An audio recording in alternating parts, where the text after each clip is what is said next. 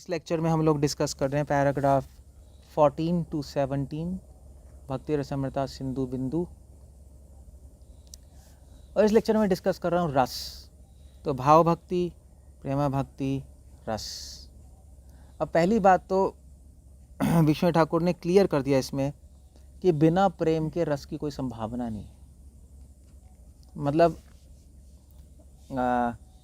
प्रेम बिना रस होए ना, भाव बिना प्रेम होए ना, साधना बिना भाव होए ना। इस तरह से भक्ति ठाकुर ने प्राकृत रस सहज्या दूषिनी, प्राकृत रस दूषिनी में लिखा है। तो रस, कोई कहेगा मुझे रस आ रहा है, वेल प्रेम है या नहीं। मतलब कोई कहेगा कि मैं 12th क्लास में हूँ, आपने 8वीं क्लास पास की है? नहीं, वो नहीं की। 9वीं की है? वो भी नहीं की। 10वीं की है? वो भी नहीं। 11वीं है? वो भी। तो 12th में कैसे आ गया तू? नॉर्मल सी बात है। तो अगर कोई भी कह रहा है मुझे रस आ रहा है, तो इसका मतलब है वो झूठ बोल रहा है, क्योंकि अगर उसमें प्रेम में भक्ति नहीं है, भाव भक्ति नहीं है, उसके लक्षण ही नहीं है, आप पहचान लो, तो रस बस कुछ नहीं आ रहा उसको। बस रस बस कुछ नहीं आ रहा, वो बस अपने माइंड में कुछ सोच के खिचड़ी पका रहा है और कुछ नहीं हो रहा। दैट्स ऑल, सेंटिमेंटलिज्म है। तो इसलिए विष्णु ठाकुर ने यहाँ पे रस को, असली रस को और माया रूपी रस को कंपेयर किया। कैसे पता लगेगा असली रस और माया रूपी रस? जो गलत लोग रस दिखाते हैं, स्वादु स्वादु पदे पदे, स्वाद लो, ऐसे उनको बहुत स्वाद आ रहा है। ओके, सो रस, विष्णु ठाकुर वैसे तो सिंपल एक्सप्लेन कर रहे हैं यहाँ पर कि रस कैसे आता है। जब किसी व्यक्ति को प्रेम मिल जाता है, तो प्रेम में, प्रेमा भक्ति में कई भाव आके मिक्स होते हैं। जैसे मान लीजिए आपका मैंगो जूस है, तो मैंगो जूस के अंदर फिर आपने थोड़ा सा रोज़ वाटर डाला, कर्पूर डाला, तो उसमें बहुत अच्छा बन गया, तब उसमें और मज़ा आया, है नहीं? तो ऐसी प्रेमा भक्ति में जो अलग अलग तरीके के भाव मिलते हैं, तो उससे रस आता है। तो कौन कौन से तरीके के भाव होते हैं? एक होता है सात्विक भाव, व्यभिचारी भाव, अनुभाव, विभाव, इनको मिला कर रस बनाते हैं। अब इनकी डिटेल्स में आप नेक्टर ऑफ भक्ति सिंधु में पढ़ सकते हैं। विष्णु ठाकुर ने थोड़ा बहुत यहाँ पे एक्सप्लेन कर दिया है, बट उसकी ज़्यादा ज़रूरत नहीं है एक्सप्लेनेशन की। यहाँ पर पॉइंट, वहाँ पर ये फोकस किसी और चीज़ पे कर रहे हैं। बस ये जानने की ज़रूरत है, जब प्रेम में कई भाव मिल जाते हैं तो उससे रस आता है, और जब प्रेम ही नहीं है तो आप कोई कह ये कि ये तो रसिक भक्त हैं बरसाना के, उनको बरसाना ही छोड़ के आ जाना वापस। या पैसे देते हैं ना, टिकट पकड़ के बरसाना ही चले जाओ अपने, और क्या होगा। या ना प्रेम है ना भाव भक्ति है, रस कैसे आ रहा है? और वो बोल रहे हैं मेरे में तो प्रेम है, मैं तो बरसाना में रहता हूँ श्री जी के पास। तो भाई चिन्ह का है, ये बता दो फिर। तो ये एक्चुअली भक्ति संत सरस्वती ठाकुर भी लिख रहे हैं कि बिना विवेक के भक्ति नहीं हो सकती। हमें तभी तो ये किताबें लिख रहे हैं कि आप पहचान पाओ कि कौन किस प्लेटफॉर्म पे है। अगर भक्ति में अरे आप अपराध कर रहे हो ये बोल के कि ये तो रसिक बाबा नहीं है, ये प्रेम नहीं है, ये सब बेकार की बातें हैं। आपको समझना तो पड़ेगा कौन किस लेवल पे है। हम ये नहीं कह रहे वो खराब है, हम ये कह रहे हैं कि वो उस लेवल पे नहीं है, दैट्स ऑल। अगर क्लेम कर रहा है उस लेवल पे, तब झूठा है। तो अब मगर मेन यहाँ पर वो बता रहे हैं विष्णु ठाकुर कि ये जो रस है, इस रस की छाया लोगों में दिखाई देती है।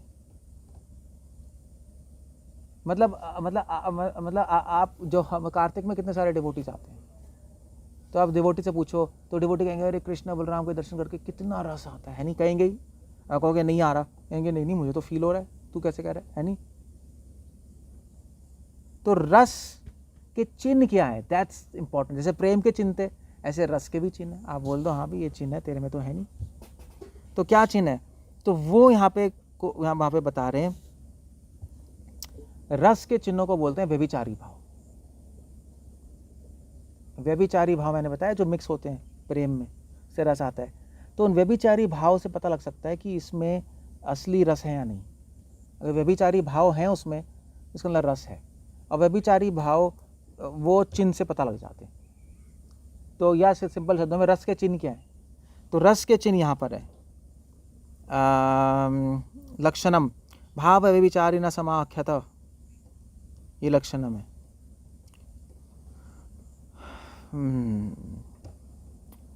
और उसमें भी पहले जो 3 लक्षण है वो सबसे इंपॉर्टेंट है, निर्वेदो अथा विषादो दैन्यम। ये 3 लक्षण सबसे इंपॉर्टेंट है। इससे आपको पता लग जाएगा कि वो असली रस में किस में, असली रस में या मैंगो जूस में या पाइनएप्पल जूस में किस में काम कर रहा है वो। तो क्योंकि बाकी जो लक्षण है वो आपको समझ नहीं आएंगे, उसके लिए थोड़ी सी नॉलेज चाहिए या उसके लिए आपको लेवल चाहिए। पहले 3 लक्षण समझ आएंगे। पहले 3 लक्षण क्या है? निर्वेद। निर्वेद का मतलब होता है डिस्गस्ट। डिस्गस्ट कैसे कहेंगे? डिस्गस्ट, हाँ मतलब घृणा। निर्वेद का जो जिसमें रस आ रहा होगा उसको अपने से घृणा हो जाएगी, उसको अपने आप से। रसिक भक्त को अपने आप से घृणा होगी, भोग से घृणा हो जाएगी, अपराध से घृणा हो जाएगी। तो ऐसे अमनाचार्य कह रहे हैं कि जैसे ही मैं काम वासना के बारे में सोचता हूँ, ऐसे ही मेरा आंख बंद कर लेता हूँ, थूकने का मन करता है नहीं, और अपने आप से घृणा हो जाएगी कि मैं इतना घटिया था, कई जन्मों तक मैंने भगवान की सेवा नहीं की, कई जन्मों तक मैंने भगवान के एंटी काम किया, कई वैष्णव अपराध कर दिए। घृणा के तो पात्र बनेंगे, और क्या बनेंगे, है नहीं? कई जन्मों तक मैंने वैष्णव के प्रति अपराध किया, वाह मैं कितना अच्छा हूँ। ये नॉनसेंस है। जब कोई दूसरा भक्त तो एक भी अपराध कर देता है, उससे तो घृणा ही हो जाती है, ये अपराधी। जो रसिक है, जिसको हायर टेस्ट आ गया, जिसने भगवान की सेवा का रस ले लिया, उसको अपने आप से और भोग से तो घृणा ही हो जाएगी। मतलब आपने मैंगो जूस पी लिया तो आपको नाली का पानी अच्छा लगेगा? नहीं लगेगा। जब तक मैंगो जूस नहीं है तब तक आपको नाली का पानी अच्छा लगेगा। वो नाली का पानी पी रहे हैं, भोग तो नाली का पानी है। इसको कहते हैं निर्वेद, घृणा, अपने आप से घृणा। और इतनी घृणा हो जाएगी अपने आप से कि आप अपनी आत्म निंदा ही करने लगोगे। ये रस का लक्षण है, ये रस का लक्षण है। दूसरा है विषाद। विषाद मतलब होता है अनुताप। लिख रहे हैं विषाद अनुताप। दूसरा लक्षण जो रस के स्तर पे है, उसको भगवान से तो अनुताप का मतलब क्या होगा? उसको भगवान से विरह अनुभव होगा। वो भगवान के बिना एक क्षण भी खुश नहीं रह पाएगा। भगवान के दर्शन किए बिना, भगवान के नाम लिए बिना, वो एक्चुअली जिसको रस अनुभव होगा वो हंसेगा नहीं, वो रोता ही रहेगा। मगर जिसको रस की छाया है वो हंसेंगे, हाँ कितना सुंदर है कृष्ण। नहीं है, ढोंगी कथा ऐसी तो करते हैं। जो वो नहीं था, भजन गाता था वो, एक जो भी था, हे हरि मतलब क्या है वो, तो सब बेकार है। अनुताप। और तीसरा दैन्यम, आत्मनि अयोग्य बुद्धि। वो दीन हो जाएगा। दीन मतलब अपने आप को अयोग्य समझने लगेगा भगवान की सेवा के, भगवान के नाम लेने के, भगवान की प्रसाद लेने के लिए, भगवान के भक्तों का संग लेने के लिए। उसको कहते हैं दैन्यम। ये 3 लक्षण जिसमें रस है, वो 3 लक्षण होने ही चाहिए। अगर ये नहीं है तो इसका मतलब रस नहीं है। और बिना हायर टेस्ट के ये 3 लक्षण आ भी नहीं सकते पूरी तरह। 24 घंटे लक्षण उसमें रहेंगे। जैसे शिला प्रभुपाद में स्वाभाविक था ये। प्रभुपाद ने कभी भी अपनी आत्म प्रशंसा नहीं की। नहीं, मतलब बहुत सिंपल लोग आके मिलते थे, लोग पहचान नहीं आते थे कि ये पूरे इस्कॉन के फाउंडर आचार्य हैं, नॉर्मल बैठे हुए। और आत्मनि अयोग्य बुद्धि, वो हमेशा कहते थे कि मैं तो अयोग्य हूँ, मेरे गुरु महाराज की कृपा से सब हो रहा है। यही कह रहे थे ना, इतने बड़ी सीट पे होकर भी। प्रभुपाद में कह सकते हैं। हाँ, इस तरह से हमें पता लग जाएगा कि रस है। तो ये रस है। दूसरी चीज़ है रसाभास। वो एक्सप्लेन कर रहे हैं यहाँ पर, जो कि बहुत इंपॉर्टेंट है समझना, रसाभास। अब रसाभास तो वैसे मैं अगले लेक्चर में डिस्कस करूँगा टेक्निकल वर्ड्स में, मगर यहाँ पे डिस्कस कर रहे हैं एक, यहाँ पे अलग तरीके का रसाभास डिस्कस कर रहे हैं। अब आभास मतलब यहाँ पे कह रहे हैं कि कुछ लोग दिखाते हैं कि हम रस में, ये लक्षण होते नहीं। तो ऐसा लगता है कि उनमें रस है, मगर एक्चुअली रस नहीं होता। आपका वो रस तो नहीं है, तो आपका आप में लक्षण आ नहीं रहे, आप में रस नहीं है। वो कहेगा लक्षण नहीं आ रहे, मगर मुझे फील हो रहा है ना, मेरे अंदर फुवारा चल रहा है। यही कहते हैं ना। आप कैसे कह सकते हो मेरा हृदय पिघल रहा है? यही कहेंगे। आप कहोगे तीन चिन्ह बिन छोड़ो, मैं तो बस मेरा हृदय पिघल रहा है अपने कृष्ण बलराम को देखकर, मैं तो कृष्ण बलराम के लिए जी रही हूँ, उनके लिए मर रही हूँ या मर रहा हूँ, है नहीं। अब बताना बड़ा मुश्किल होता है उनको।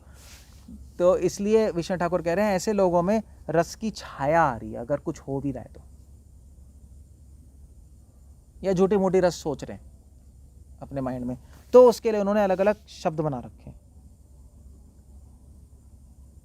तो ऐसी फीलिंग्स जब द्वेषी में आती हैं तो उसको बोलते हैं रस प्रतीप। भगवान का द्वेषी है, मगर कभी कभी वृंदावन में आके सारे भक्तों के साथ रह के अपने आप वो भगवान को देखते हो, आज कितने सुंदर, पता नहीं क्या हो गया था मुझे, वृंदावन कृष्ण को देखते ही मेरा मन नहीं, ऐसा होता है ना अचानक से। तो उसमें जो रस की जो छाया है, वैष्णव के संग से, शुद्ध वैष्णव के संग से एक छाया सी आ गई, उसको बोलेंगे रस प्रतीप। कुछ लोग बंगाल में प्रैक्टिस ही कर लेते हैं, अभ्यास कर लेते हैं, नहीं रोने की, कीर्तन करते करते रोने की, ऐसा लगेगा बहुत रसिक है। तो उसमें क्या आ रहा है? तो उसमें रस सत्वः, रस नीति सत्वः, ये टर्म्स बना रखे। और जो भोगी हैं, तो जो ज्ञानी है, जो मोक्षवादी हैं, तो ज्ञानी लोग भी कभी कभी शंकर संप्रदाय वाले भागवत पे कथा करेंगे, वो भी कहेंगे ओह कृष्णा कितने महान हैं और कृष्णा कितने अच्छे हैं, वो उनके भी आंखों में आंसू वासू आएंगे, उनको भी रस आ रहा होगा, मगर उनमें क्या हो रहा है? उनमें रस आभास हो रहा है। ये रसाभास वो वाला नहीं है जो मैं अगले लेक्चर में डिस्कस करूंगा। ये रस का आभास है टेक्निकल वर्ड में, बस ऐसे कुछ उसको फील हो रहा है। और कभी कभी जो ऑर्डिनरी लोग हैं, मेटेरियलिस्टिक लोग, रामायण देख के, महाभारत देख के कितना रस आता है, नहीं, दादी भी रोती रहती थी 1 घंटा, रस ही रस आ रहा है। तो उनमें क्या आ रहा है? तो उनमें रस रुक्ष है, हृदय पूरा रुक्ष है, ऐसे ही रस की फीलिंग हो रही है मनगढ़ंत, उसको रस रुक्ष कहते हैं। सो ऐसे ऐसे उन्होंने टर्म्स बनाए हैं विष्णु ठाकुर ने, जो शास्त्रों में दिए उन्होंने बनाए नहीं है, मगर अगर वो बताना चाहते हैं कि रस की परछाई, छाया ऐसे लोगों में आ सकती है, मगर बेसिकली आपको चिन्ह से पता लगेगा कि असली रस है। और अगर आपको एक दो सेकंड में पता लगाना है या टीवी पता लगाना है, तो वही बात है, तो उनके मुख प्रसाद, उनकी वाणी सुनो, बोल क्या रहे हैं। एक रसिक भक्त की वाणी में अहंकार होगा, आत्मनिंदा नहीं होगी, तो आत्म अज्ञता नहीं होगी उसके शब्दों में, तो शब्दों में सुनते ही पता लग जाएगा कि क्या है। सो इस तरह से विष्णु ठाकुर ने रस की चर्चा की। हरे कृष्णा। श्रील प्रभुपाद की।